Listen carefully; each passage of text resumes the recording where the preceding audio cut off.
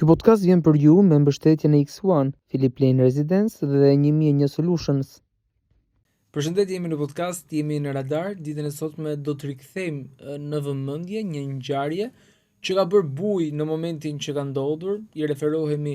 rreth 26 viteve më parë, por ende sa herë diskutohet, përsëri krijon një lloj reaksioni tek njerëzit. Bëhet fjalë për dosjen Tropoja, për familjen Haklaj, që ka qenë pjesë integrale e asaj dosjeve dhe duket se edhe pse vitet kaloi ka një përpjekje të mbijetuarve të kësaj familjeje për të rihapur dosjen, për të rikthyer hetimet, për të rikthyer po ashtu sërish edhe gjykimin. Me ne është bashkuar për të folur për këtë çështje avokati mirë njohur zot Elban Duraj. Avokat, shumë faleminderit që jeni me ne. Faleminderit, mirë se u gjeta, është kënaqësi. Një ngjarje tejet impenjative, një ngjarje tejet interesante për mënyrën se çfarë ka ndodhur, një familje që në ato kohë trazoi shumë ujër, apo jo? Është një familje e cila ka pasur një rëndësi shumë të madhe në zonën e Tropojës dhe natyrisht që një fis i madh, pra fisi Aklaj, i cili ka dhënë një kontribut shumë të madh për vendin. Pra këtu flasim për luftën e Kosovës, pra ata kanë qenë të impenjuar në gjithë mundësitë e tyre, qoftë fizike, por edhe materiale, ku kanë kontribuar në mënyrë të vazhdueshme për atë luftë, por edhe natyrisht edhe për marrëdhëniet që ka pasur Shqipëria dhe Kosova, apo zona që është kufi, pra aty kemi malsinë e Gjakovës, e cila vijon nga Shqipëria dhe kufiri matan me Kosovën, por këto marrëdhënie miqësore, pra duke qenë se ne dim që pas ndryshimeve të cilat erdhën për shkak të kufizimit, ndryshimeve gjeopolitike që ne kemi patur pas vitit 1945, u shkëputën marrëdhënie të cilat merrej, pra që bëshin nëpërmjet kësaj malësie, pra kemi shumë krushqi të cilat kanë qenë në mënyrë të vazhdueshme, pra marrëdhënie familjare dhe farefisnore, dhe në momentin që u kufizua, pra u mbyll kufiri, atëherë patëm një periudhë shkëputje shumë të madhe prej 45 viteve. Dhe pas viteve 90 filluan që të riaktivizoheshin, të krijonin, edhe pse Kosova në atë periudhë ka qenë në regjimin e Miloševićit, pra kemi pasur një krajinë autonome e cila ka qenë fillimisht në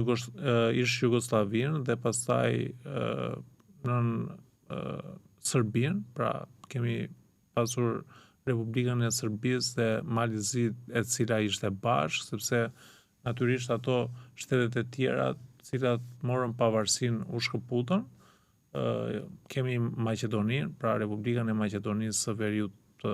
aktuale, ose ish Republika Jugoslave e Maqedonisë, Bosnia Hercegovina, e cila u shkëput me luftë, Kroacia po ashtu me luftë, Slovenia u shkëput e para nga republikat, pra pati një shkëputje të parë, dhe të gjitha këto republika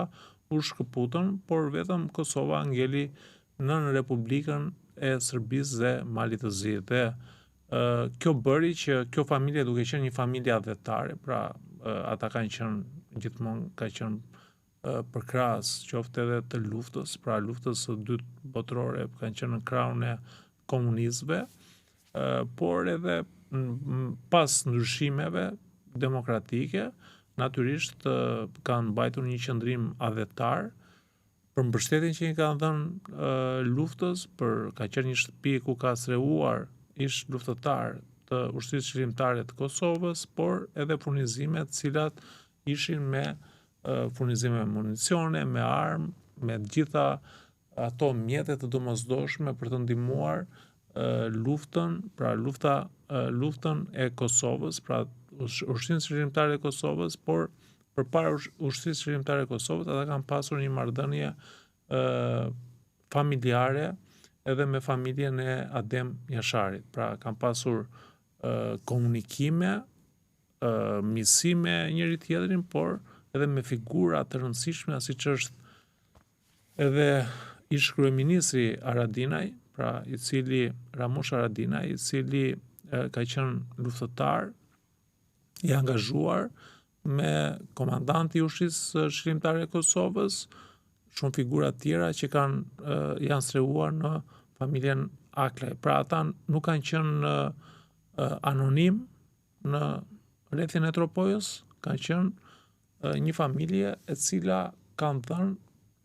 dhënë maksimumin, por një familje që mund të quhet familje adhetare që kanë kontribuar për vendin, pra për Shqipërinë dhe për shqiptarët. Avokat, një familje adhetare, ne e thamë dhe ju e thatë po ashtu, por që krijoi edhe shumë armiq rrugës. Shumë armiq që thollën edhe fundin një pjesë të mirë pjesëtarëve të saj. Duhet të kemi parasysh momentin se kur ka ndodhur këto ngjarje. Pra pas viteve 90 ne kemi shumë ndryshime, pra politike, të cilat kanë sjellë që të krijohej partia demokratike apo parti të tjera opozitare të asaj kohe, por duhet kuptojmë që shumë nga partia komuniste apo ish partia e punës u atashuan pranë Partisë Demokratike dhe ne kemi liderin historik të saj, pra zoti Sali Berisha, i cili ka qenë kryetar, pra fillimisht ka qenë pjesëtar i lëvizjes studentore dhe pastaj doli që rimori këtë parti apo e mori partinë dhe u bë lideri i saj, kryetari i Partisë Demokratike e Shqipërisë. Dhe aty ajo Tropoja është një vend i vogël.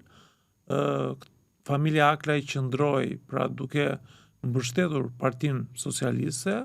gjithë kjo krajinë, duke qenë se ka qenë krajinë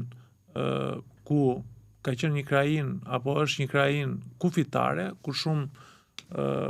prej qytetarëve të cilët ishin pjesë e rrethit Tropojës janë përndjekur për shkak të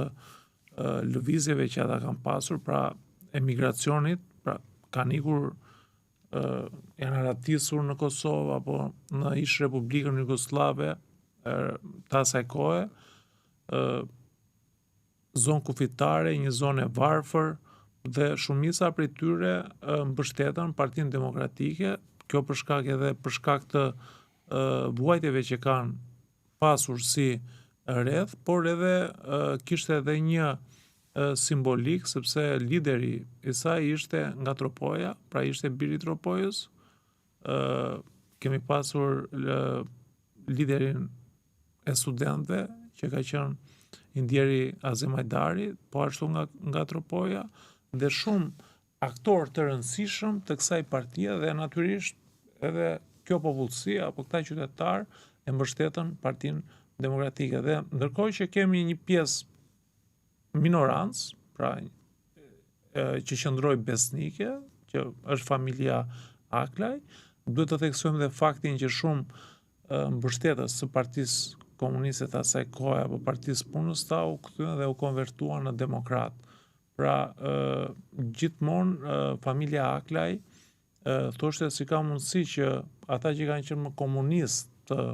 asaj kohe gjatë regjimit, kanë qenë i tharë të Partisë Komuniste, u konvertuan befas dhe u bën demokrat,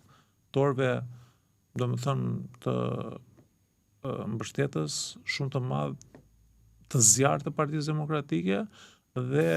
ndërmorën një revansh ndaj atyre tash të quajtur, pra komunistë, pra ata që u qëndruan besnik idealeve të tyre, por duke qenë se edhe Partia Komuniste apo Partia e Punës në fund të viteve 90 pësoi ndryshim, pra ndryshim duke qershor i vitit 1991, më konkretisht, ku ndryshoi nga emrin dhe organizimin nga Partia e Punës së Shqipërisë në Partia Socialiste e Shqipërisë.